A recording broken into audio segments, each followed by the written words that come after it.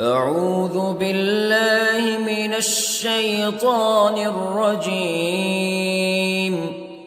بسم الله الرحمن الرحيم. الرحمن علم القرآن خلق الإنسان علمه البيان.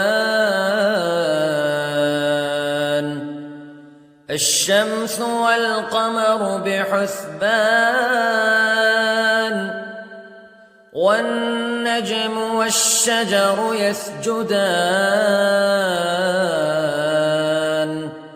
والسماء رفعها ووضع الميزان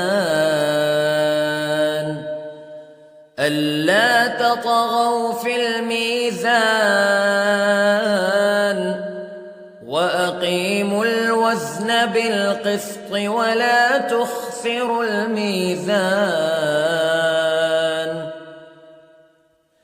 والأرض وضعها للأنام فيها فاكهة والنخل ذات الأكمام والحب ذو العصف والريحان فبأي آلاء ربكما تكذبان. خلق الإنسان من صلصال كالفخار وخلق الجان من مارج من نار فبأي آلاء ربكما تكذبان. رب المشرقين ورب المغربين فبأي آلاء ربكما تكذبان. مرج البحرين يلتقيان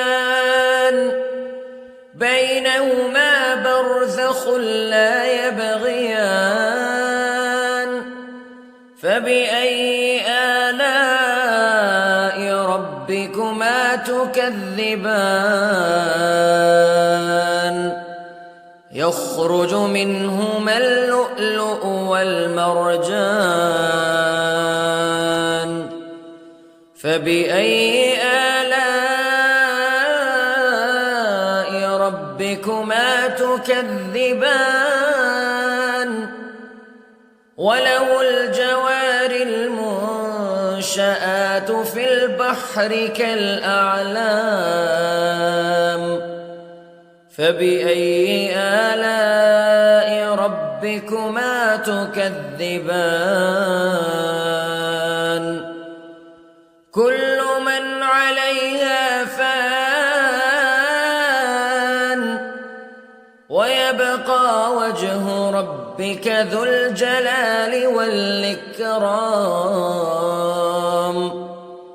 فبأي آلاء ربكما تكذبان. يسأله من في السماوات والأرض كل يوم هو في شأن فبأي آلاء ربكما تكذبان. سنفرغ لكم أيها الثقلان فبأي آلاء ربكما تكذبان.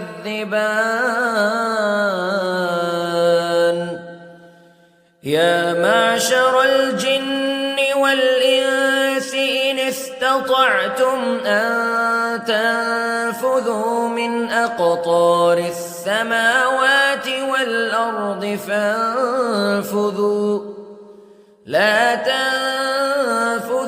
إلا بسلطان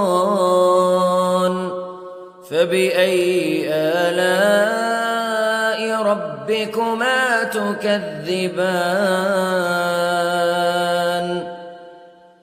يرسل عليكما شواظ من نار ونحاس فلا تنتصران فبأي آلاء ربكما تكذبان فإذا انشقت السماء فكانت وردة كالدهان فبأي آلاء ربكما تكذبان فيومئذ لا يسأل عن ذنبه إنس ولا جان فبأي آلاء ربكما تكذبان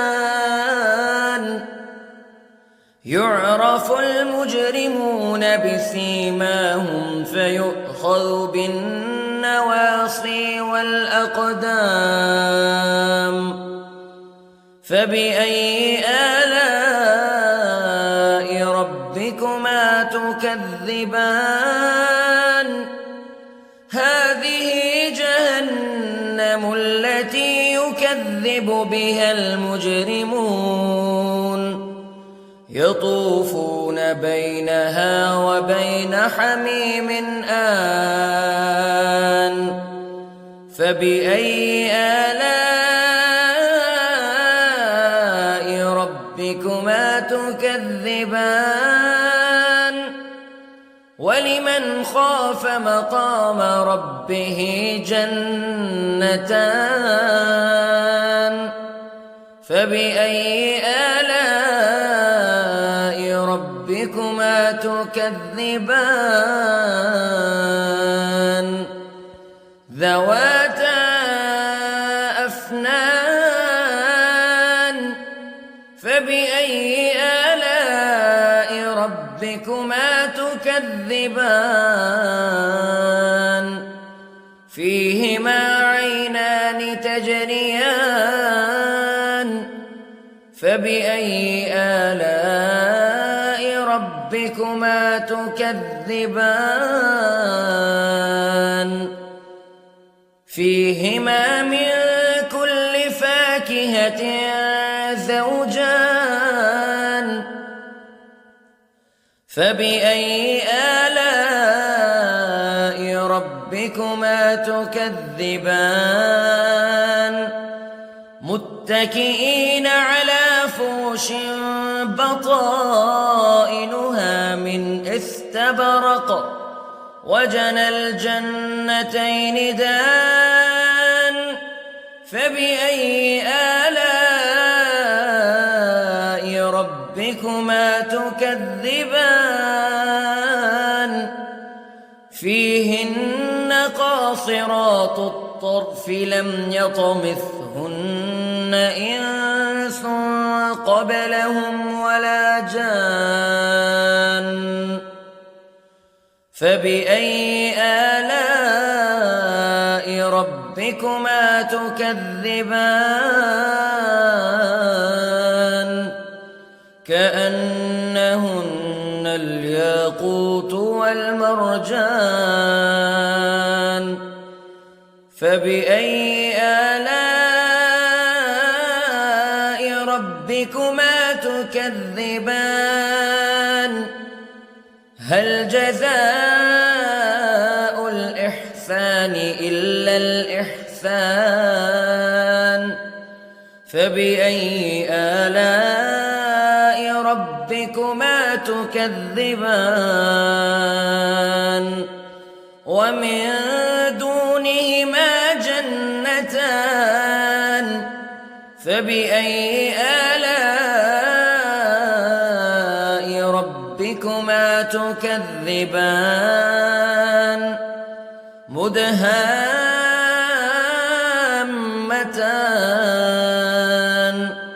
فبأي آلاء ربكما تكذبان فيهما عينان نضاختان فبأي آلاء ربكما تكذبان فيهما فاكهة ونخل ورمان فبأي آلاء ربكما تكذبان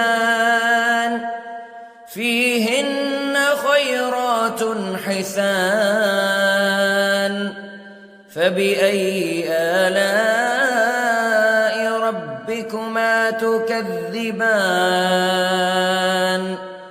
حور مقصورات في الخيام فبأي آلاء ربكما تكذبان لم يطمثهن إنس قبلهم ولا جان